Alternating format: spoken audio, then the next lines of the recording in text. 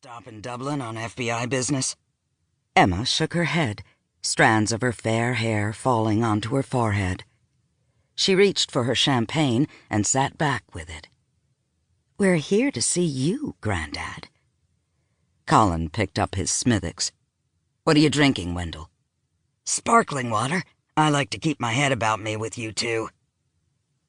A typical Wendell Sharpe exaggeration, but Colin ordered the water. He drank some of his beer and contained his impatience. He'd been on alert since Wendell had texted Emma 2 hours ago and suggested they meet at the Shelbourne instead of at his home a few blocks away. The sparkling water arrived, and Wendell drained about 1/3 of his glass before setting it on the table and taking a breath. "We're getting looks. I've lived in Dublin for 15 years, but I don't recognize a soul here. I'm an old man. It's gotta be you two." Colin made no comment. They weren't getting looks. It was a diversion tactic. No one near their table was paying attention to them, much less sneaking looks at them. He and Emma were dressed comfortably, but suitably for their surroundings, not in the hiking clothes they'd worn much of the past 10 days in the Irish countryside. "It's nice of you to invite us here, Grandad," Emma said casually. "Any particular reason for the change in plan?" Wendell glanced around the elegant bar. "I haven't been here in a while.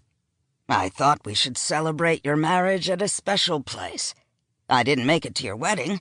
Least I could do is buy you a drink." He settled back in his chair. "Glad you two didn't order expensive whiskey. I'm retired." Emma gave him a skeptical look.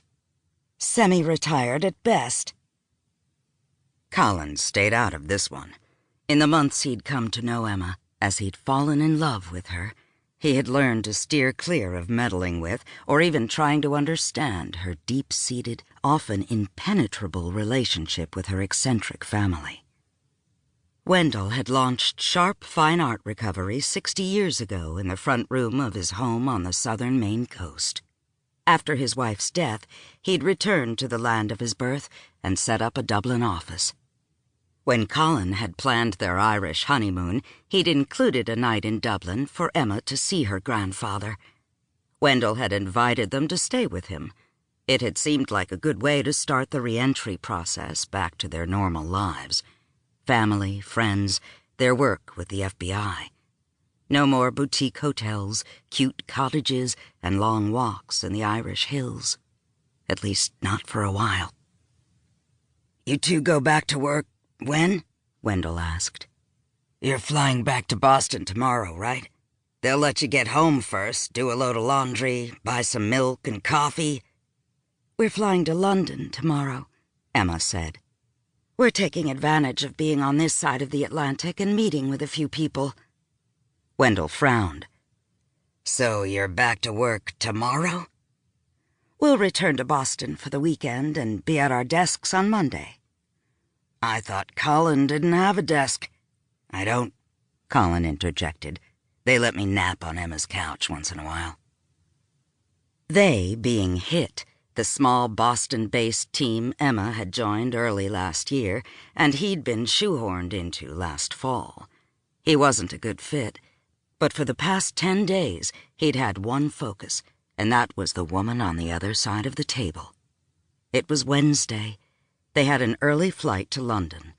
Emma would meet with her UK counterparts in art crimes, her area of expertise, and Colin would focus on whatever Matt Yankowski, their FBI boss, wanted him to focus on. He and Yank would talk tomorrow. Colin had completed an undercover assignment before the wedding. Yank, no doubt, would be chewing on a new assignment. Wendell took another big drink of his sparkling water. "I have a surprise for you. I'm treating you to a night here at the Shelbourne. Figured it's a better choice for the last night of a honeymoon than my guest room." Emma folded her hands on her middle, eyeing her grandfather with a cool steadiness Colin had come to know and appreciate. "Thank you, Grandad. That's generous of you, but we'd have been happy in your guest room." "You'll be happier here." Emma unfolded.